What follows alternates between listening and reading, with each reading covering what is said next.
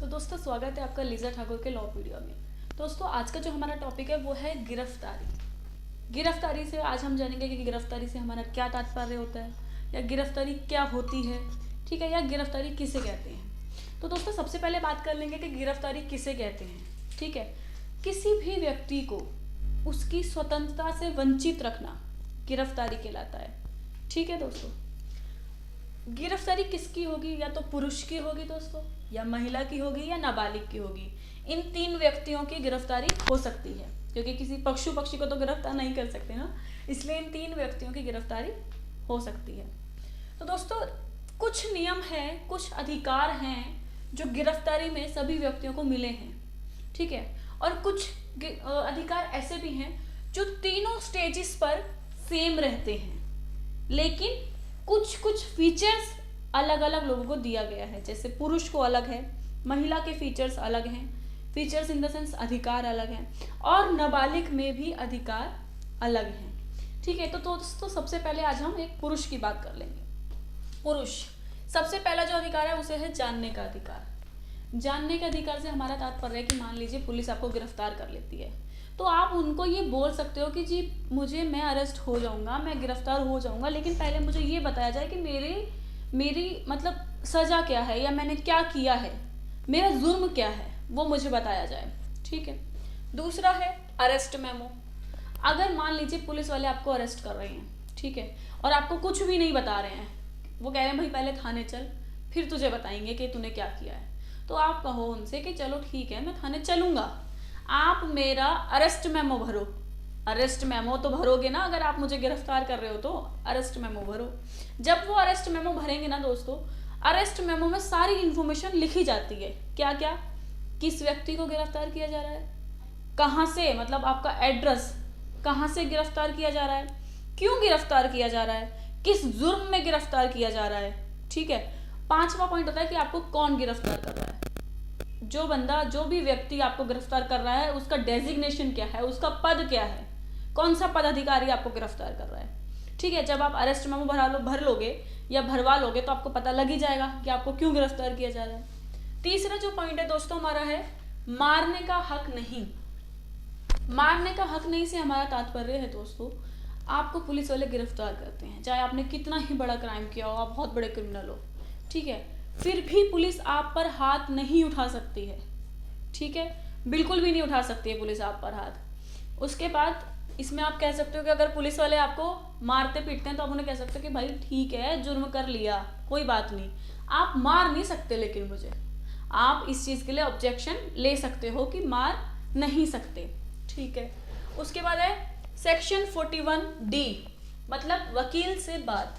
वकील से बात करने का मतलब है एक सेक्शन है 41D, उसमें ये बताया गया है कि अगर आपको पुलिस गिरफ्तार कर लेती है तो आप उनको ये कह सकते हो कि भाई ऐसा है, पहले मैं वकील से कंसल्ट करूंगा, उसके बाद मैं आपको कोई इन्फॉर्मेशन दूंगा।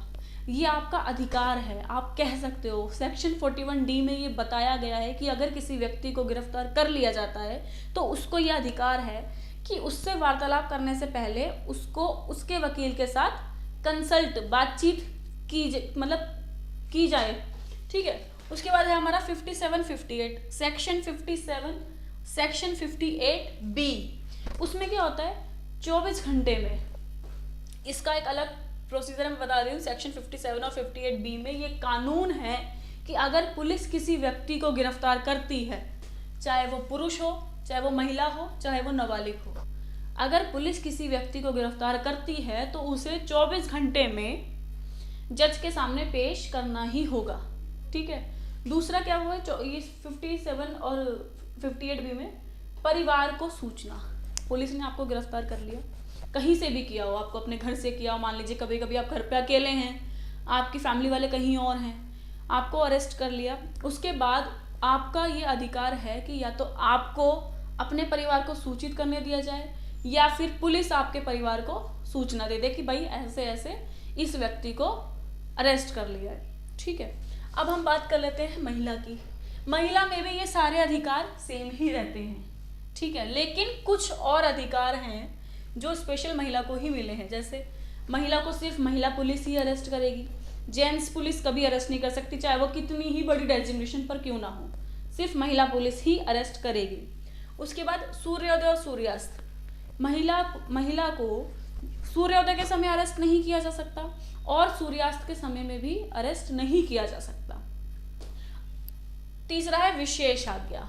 विशेष आज्ञा से हमारा तात्पर्य दोस्तों, मान लीजिए कोई महिला बहुत बड़ी क्रिमिनल है, ठीक है, और पुलिस वालों को उस पर ये शक है कि हमने इसको अगर जाने दिया तो ये भाग जाएगी, फरार हो जाएगी, ठीक है, तो उसमें पुलिस वाले क्या करेंगे, एक स्पेशल परमिशन लगा देंगे मजिस्ट्रेट के आगे।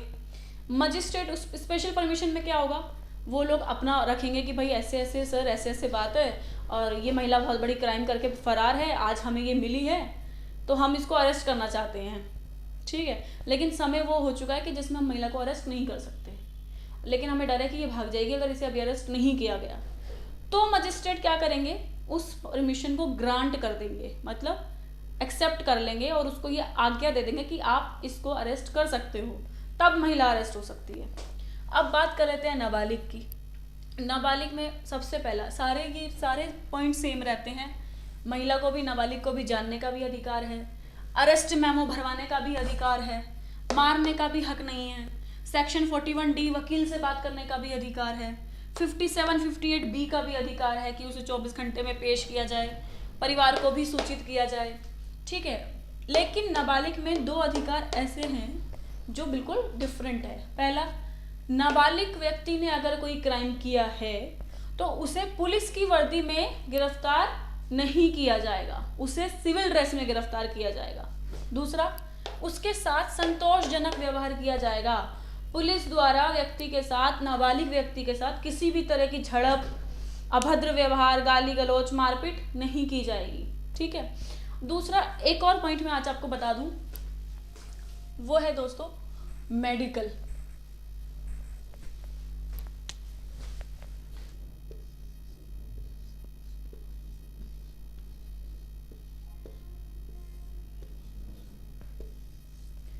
मेडिकल दोस्तों 2 बार होता है। जब पुलिस आपको गिरफ्तार करेगी तो उसमें 2 बार मेडिकल होता है।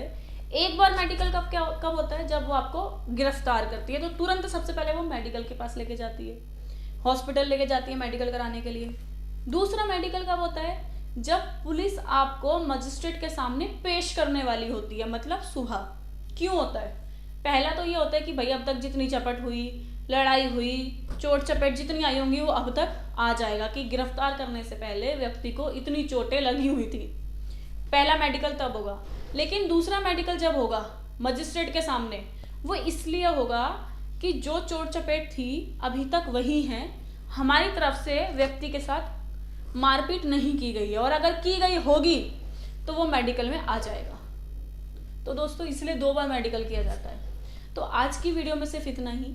अगर आपको मेरा वीडियो अच्छा लगा हो तो प्लीज़ मेरे वीडियो को लाइक, शेयर और सब्सक्राइब ज़रूर करें। और अगर आपको किसी भी चीज़ की क्वेरी हो जो लीगल तौर से संबंधित है, जो कानूनी रूप से संबंधित है, तो प्लीज़ मुझसे संपर्क करें।